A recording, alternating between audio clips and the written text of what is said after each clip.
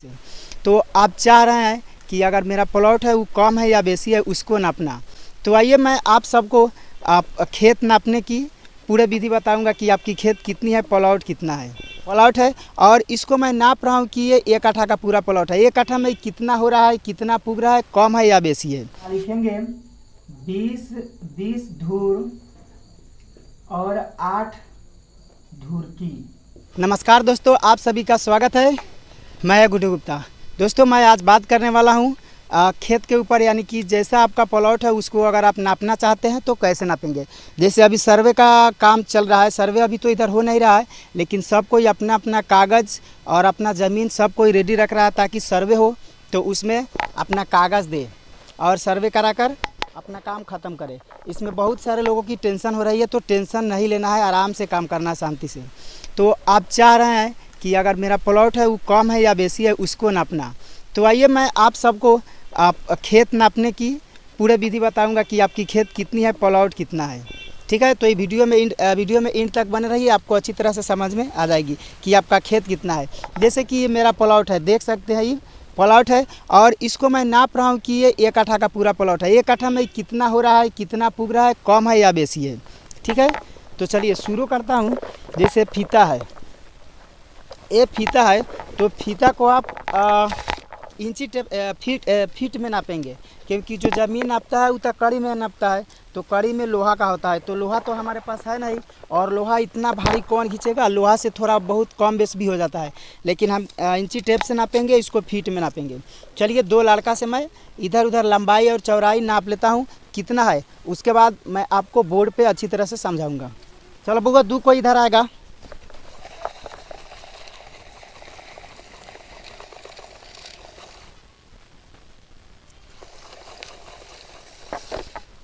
सीधा रखो बीच डंडे पर, ठीक है ना। हाँ, तू वो इधर आ जा, इसको लेके जाओ बीच डंडे पर रखो, देखना कोई भी टूटे नहीं। घिसते जाओ, घिसते। चौड़ाई नाप लिए 41 फीट है। दो वो कॉपी कहाँ है, ये चौड़ाई नापे हैं, आया है 41, तो चौड़ाई बराबर लिख लेंगे 41 फीट। ठीक है,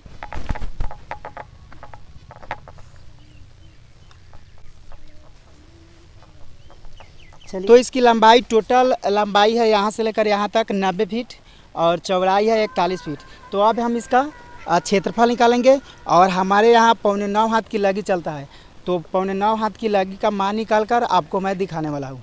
तो आपके क्षेत्र में, सभी क्षेत्र में अलग अलग लगी चलता है, सबका लगी अलग अलग होता है।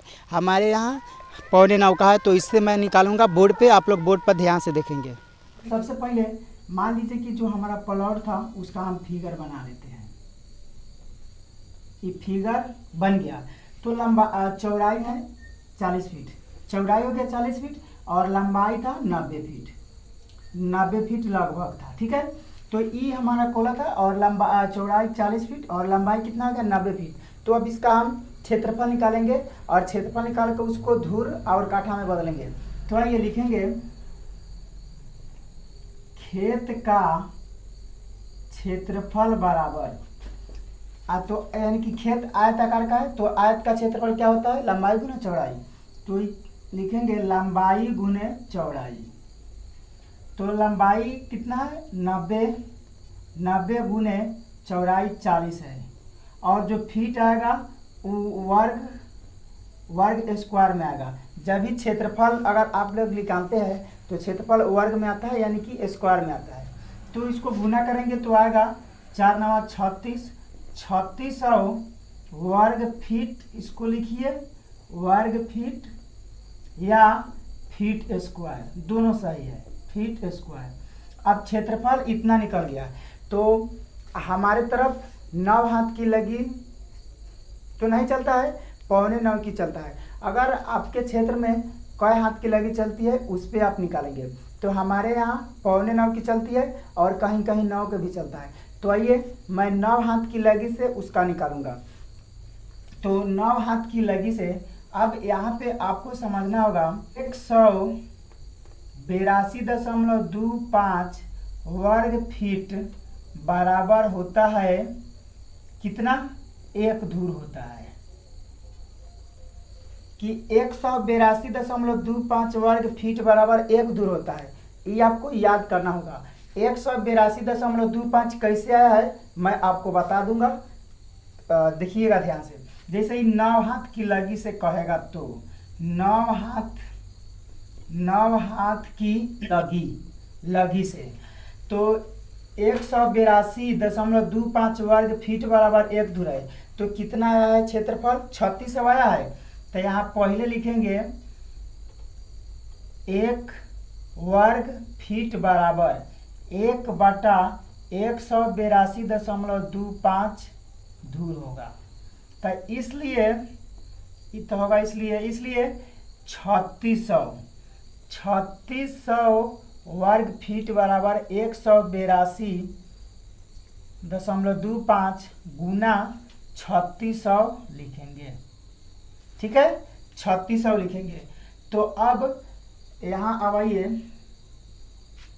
3600 बटा 182.25 इतना से भागा करेंगे। इसमें 182.25 से इसको भाग करेंगे तो आएगा 19.7 धूर।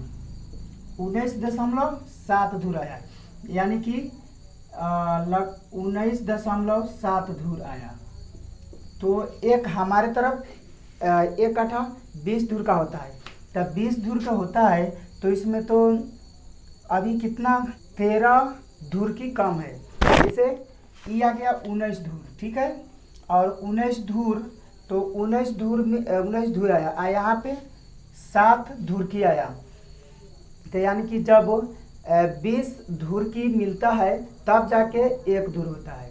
ठीक है, 20 धूर की मिलेगा तो 1 धूर होगा, और 20 धूर मिलेगा तो 1 कट्ठा होगा। तो यानी कि थोड़ा कम है। चलिए, ई तथा 9 हाथ की लगी से, 9 हाथ की लगी से, तो 9 हाथ की लगी से आप इस तरह निकालेंगे। ठीक है, आइए अब आपको मैं बता रहा हूँ 9.25 हाथ की लगी से। 172.26 वर्ग फीट बराबर होता है 1 धूर। 172.26 वर्ग फीट बराबर होता है 1 धूर। और ई था अब ई है 9.9 यानी कि 8.3/4 इतना 9.25 हाथ की लगी से इतना होता है। तो 172.26 वर्ग फीट बराबर 1 धूर होता है। तो यहाँ पे 3600 धूर है, 3600 फीट है। तो डायरेक्ट इसको कर देते हैं, धूर बराबर 3600 आप बाटा लिखेंगे 172.26। अगर इससे इसमें भाग करेंगे तो ये कट के मालूम है कितना आएगा 20.8 धूर आएगा। 20.8 धूर यानी कि 20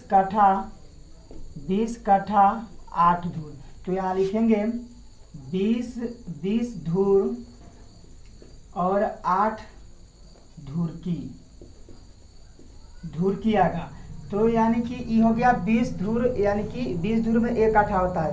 तो 1 कट्ठा अब थोड़ा बहुत हो रहा है, तो हो सके कहीं डनेर हल्का बनाने में भी इधर उधर हो जाता है। तो इस तरह आप क्या करेंगे, अपनी खेत को निकाल सकते हैं कि हमारी खेत कितना कट्ठा है, कितना अधूरा है, कितना कम है।